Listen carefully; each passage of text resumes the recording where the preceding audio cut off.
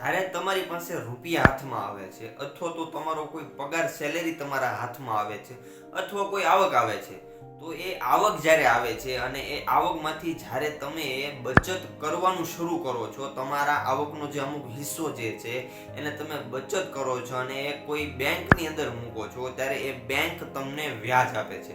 દર વર્ષે એનો જે કંઈ ભાવ નક્કી કરેલો છે, એટલે કે એનો જે દર નક્કી કરેલો છે, એ દરે તમને એ તમારા રૂપિયા ઉપર વ્યાજ આપે છે અને આપણે એને નફો માની લઈએ છીએ કે મને જે આવક મારી જે બચત કરેલી છે એ બચતમાંથી મને જે આ વ્યાજ મળ્યું છે એ મારો પ્રોફિટ છે. પરંતુ એવું નથી.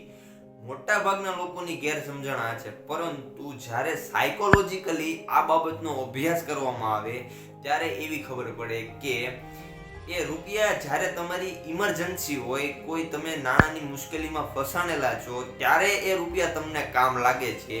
એ રૂપિયા એ તમને તમારા વ્યાજ કરતાં સૌથી વધારે વાલા લાગે છે. શું કામ વાલા લાગે છે? કારણ કે તમે એના માટે સમય આપેલો છે અને એ બચત એ જ તમારો ખરો પ્રોફિટ ગણાય છે અને એ તમને કામ લાગે છે જ્યારે તમારી મુશ્કેલીની અંદર તમે ફસાણેલા હો ત્યારે. આ બાબતે તમારું શું કહેવું છે એ મને કોમેન્ટની અંદર કહેજો.